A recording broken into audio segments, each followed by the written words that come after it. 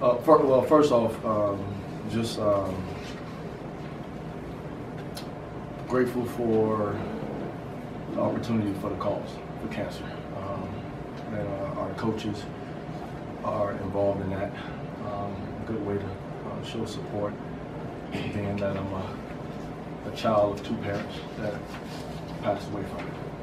But I thought that was, I always think that this is a good cause for us to do.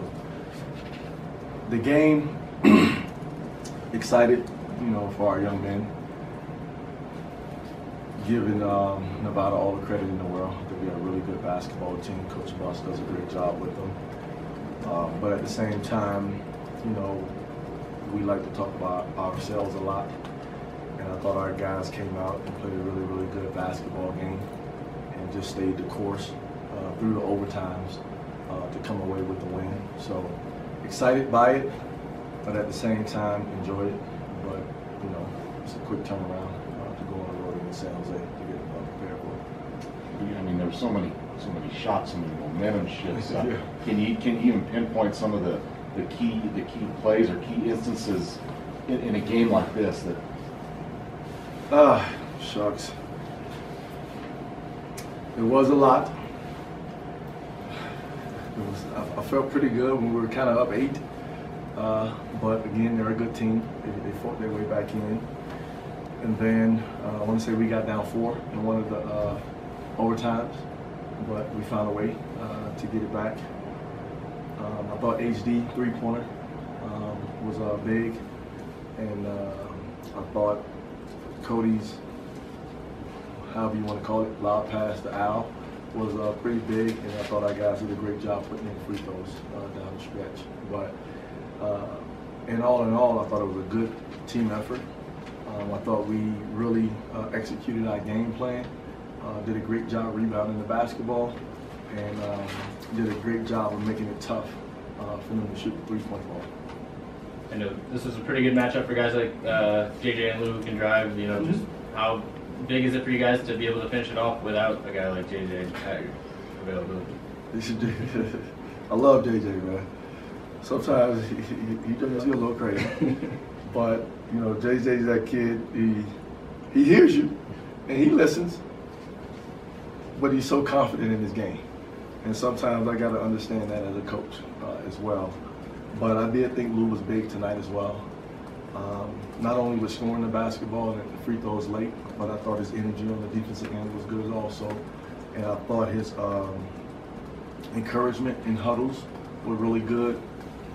But again, going back to the team thing, losing JJ in the overtime and still being able to come out with the win against a very good Nevada team, again, speaks value to our guys and what we're capable of doing when one of our guys is out of the lineup. So I thought good team effort. You talk about ball movement and player movement. Did you feel like you got a little stagnant and maybe settled for a little too much one-on-one down the stretch when it could have slipped away in regulation? Well, that's where I got to let go sometimes when you have a guy like JJ on the floor. But I do believe we did a better job moving it. And then, to be honest with you, I thought we started to get a little passive within our movement. And my thing was, regardless of what they're doing, we still got to be able to break hard and cut to get the basketball, because they're not just going to let you pop open and get the basketball. And I thought after we came off that first ball screen, we were stopping. That's probably what you were talking about. We were stopping, rather than I kept telling JJ, I don't really care about them switching right now, and you saying it's a mismatch inside with H or Al. That doesn't matter to me. I wanted to get it from left to right a few times and then attack them, because I wanted them to play defense. And that was more so adjustment from our first game, because our first game was just go at them. And we were successful at points.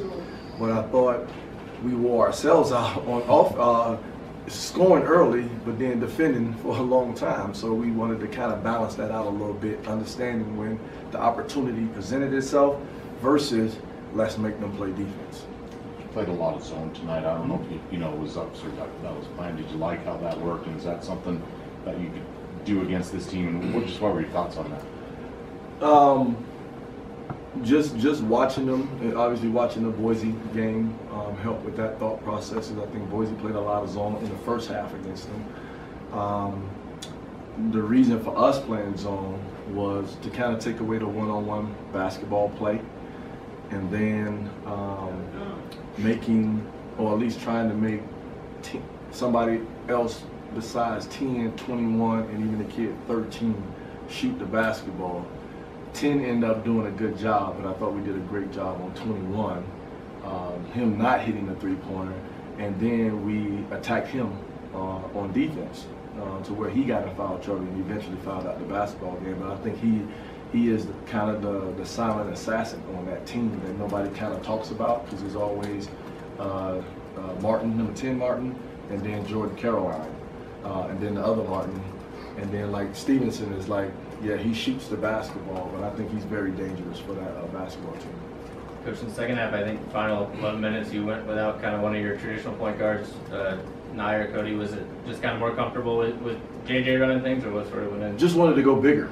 Just wanted to go bigger, just because of their size. You know, they're even with Drew at the point. You know, I mean, he has like a 6'11" wingspan, so they're just long.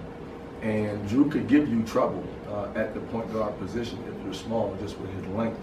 So it was more of a decision of just getting bigger and kind of matching their size. Actually, you know, when you put JJ at the point, you're kind of, you know, matching it out with 6'7", and then whether it's Maldonado, Lou, and then Allen H, it kind of balances it out a little bit. So it wasn't that I was unhappy with either one of those guys. I just thought that was a better matchup for that time and point of the game.